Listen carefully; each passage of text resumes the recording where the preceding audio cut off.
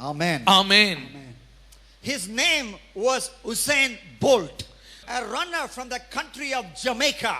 In the World Championships, he ran 100 meters in 9.58 seconds. It was a huge world record. And then a few days later, he ran 200 meters in a world record a time of 19.19 seconds. He was the world's fastest runner.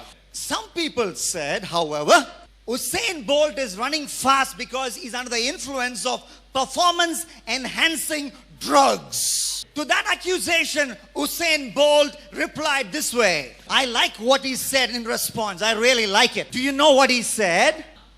I am clean and I will stay clean. I will not touch performance-enhancing drugs. That's the question I'm going to ask you today. Will you tell the Lord, I want to be clean and I want to stay clean, away from beating all the temptations? Do you desire to stay clean, live a consistent, holy life? That is God's will for us. My Bible says in 1 Thessalonians chapter 4 and verse 3, for it is the will of God, your holiness, that you abstain from sexual immorality. God's will for you today, young people, is that you should be holy inside out. My Jesus talked about a great day. He talked about it in Luke chapter 12 and verse 3. What did he say? On that day, all what you whispered in dark places, all what you did in dark places in secret, that would be broadcast to the whole world from the top of a house. So that is why it's very important that we must be pure inside out, so that on that day, you and I won't have to hang our heads in shame. My Bible says in Hebrews chapter 12 and verse 14, make every effort to be holy. Without holiness, no one will see God. This morning we must take efforts, because the Bible says take every effort. We must take efforts from our end to be holy. How can we stay holy inside out? I'm going to talk about 7 key words starting with the alphabet B. How can we be inside out holy? First of all, blood. By the blood of Jesus, which empowers us, my friend, I want to tell you, you and I can live a holy life. My Bible says in Hebrews chapter 9 verse 14, how much more the blood of Christ will purify our hearts from deeds that lead to death, so that we can worship the living God. The blood of Jesus can purify us. Some of you are saying, Duke, you are talking too spiritually. Come on, talk practically, Duke. Talk practically. You say, I don't understand. Where is the connection between the blood of Jesus and my holy life? Do you know what is the definition of sin? The great evangelist Steve Hill said, sin is anything Jesus would not do. We have a definition for sin coming out from Hebrews chapter 10 verses 26 to 29. What is sin? Sin is trampling on the precious blood of Jesus. I want to ask you a question. How many of you would like to trample on the blood of Jesus? That is something that you and I never want to do, correct? So the next time the devil tempts you to commit a secret sin, this photograph, sin is trampling on the blood of Jesus, should come swinging into your brain. Why am I not going to open that filthy website? Why? Because that is sin, and that is trampling on the blood of Jesus. I want everybody to close your eyes right now. We will do this message a little differently. Close your eyes, and I want you to decide as the Holy Spirit speaks to you right now. When Satan tempts you, you will remember the blood. You will tell yourself, sinning is trampling on the blood of Jesus. I want you to just tell yourself by placing your hand on your heart, Lord, next time the devil tempts me, I'm going to tell him I'm not going to yield to this temptation. Amen. Amen. The second B I want to talk about. Okay. How can we be holy inside out? Bonding or bending? When we have a bond with Jesus, when we bend out our knees in prayer, my friend, you and I can overcome temptations. We can be victorious Christians. Let's walk into this garden. What do we see in this garden? We see Jesus in prayer. at the Mount of Olives, in the Garden of Gethsemane, Jesus told his disciples in Luke chapter 22 and verse 40, pray that you will not be overcome by temptation. He told them that and he went to pray. Jesus practices what he preaches. So when he prayed so much, his sweat became like great drops of blood, my Bible says. Then he took a break from his prayer and he came back to see what his disciples were doing. They were sleeping. So Jesus told them again. Jesus told them once more. What did Jesus tell them again? What did Jesus tell them once more? My Bible says in Luke chapter 22 and verse 46, 6 verses later, why are you sleeping? Get up and pray. Otherwise, temptation will overpower you. In order to overcome temptation, we must pray. It was so important that Jesus mentioned it twice to underline its importance. But it fell on deaf ears. Do you know what happened? After this, temptation came in search of the disciples. A mob came chasing the disciples to arrest the disciples. They had a choice to suffer for Jesus or to escape the suffering by running away. Because they were slack in prayer, they could not stand up to temptation. All of them ran, helter skelter. They lost to temptation. My Bible talks about a young man in Mark chapter 14, verses 50 and 51. A young man like you, a disciple of Jesus. He ran away naked. Not even his underwear was there. Why? No prayer. Not even, he didn't have his underwear. He ran away naked, scared of the crowd that came to arrest Jesus. That could be your story and my story if we face our world of temptations without prayer. Suppose you love a girl sincerely. Suppose. And then another beautiful girl, a girl as beautiful as Malaika Sharawat comes to you. And she's pushing you to a corner. She's taking you to that closed room and says to you, you can do whatever you want with me. You know what will save you at that temptation hour?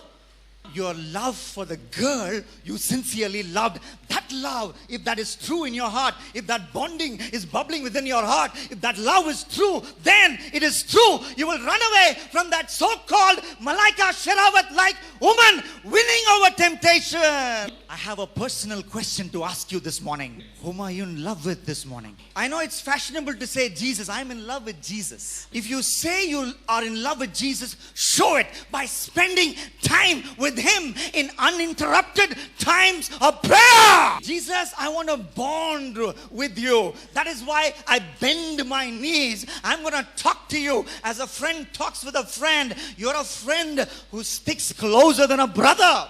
Would you close your eyes and make that decision in 1 minute of prayer we're going to do right now? How many of you will say, I'm going to spend unhurried time with Jesus so that I can overcome temptation? When you raise your hand, think of the time you're going to spend every day as an appointment, love talk with Jesus. Decide now. In Jesus' name, amen. The third B to remember so that we can be pure inside out. What is the first B?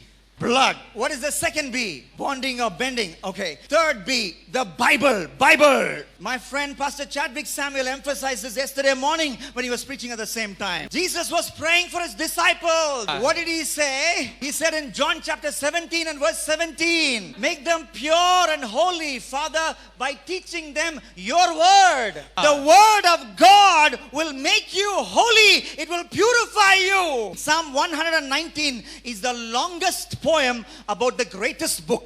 Psalm 119, the longest poem of the greatest book, the Bible. 6 times in that long, lumbar poem, there is a connection between your holy life and the holy word of God or the law of God. Look at verse 9 of Psalm 119. How can a young man stay pure? By obeying your word and following its rules. Verse 11, I have hidden your word in my heart that I might not sin against you. Psalm 119 verse 61. Evil people try to drag me into sin, but I am firmly anchored to your law. That is verse 61. Psalm 119 verse 101. I have refused to walk on any path of evil that I may remain obedient to your word. Read verse 115 also. Read verse 165 also. There is a connection, a clear connection between the word of God and your desire to live a consistent holy life. The year was 1998.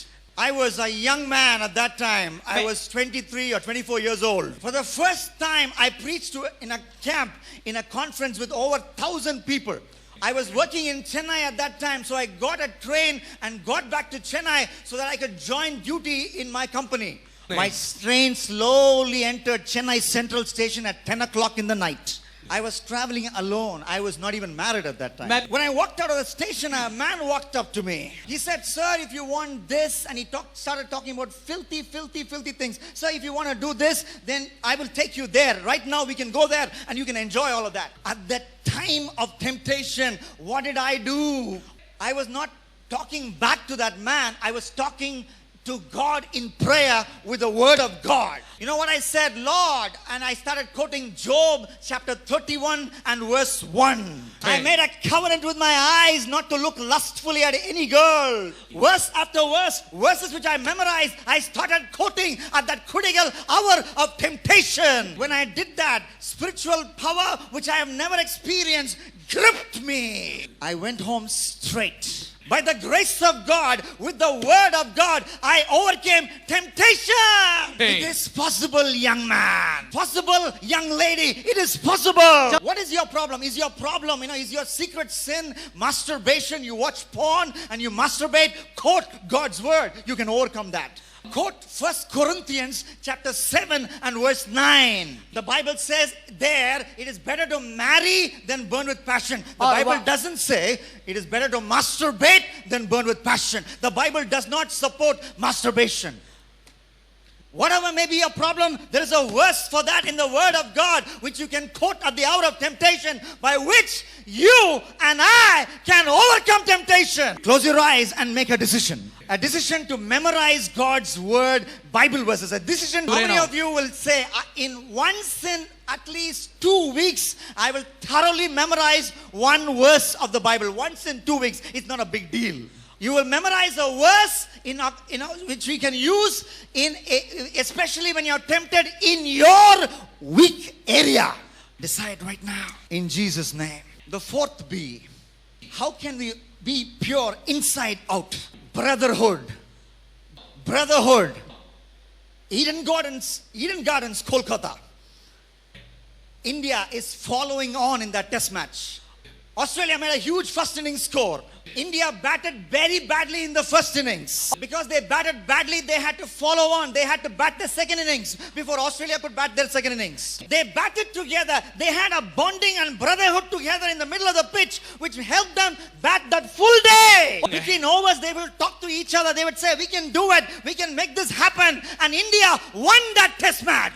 You want to win win over temptation? Do you want to be a winner? Then you and I must have regular fellowship with another brother or a sister who loves Jesus. My Bible says in Ecclesiastes chapter 4, verses 9 and 10, 2 are better than 1. If one falls down, the other will lift him up. That's why it's important to pray with your friend, in your school, in your college, in your corporate office, wherever you are. When I worked with the HSBC group, sometimes my break was as short as 15 minutes.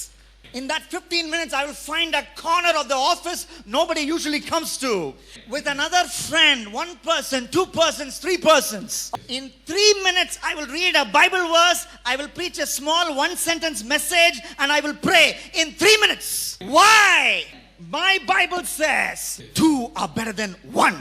So that's why it's very important, friends, that wherever you go, you must find a fellowship. Run towards fellowship and friendship. And if there is no fellowship right where you are, you must take the initiative to start it. No prayer fellowship in your college, you start it. You start it. This is a call for for you. No prayer fellowship in your corporate office. You started.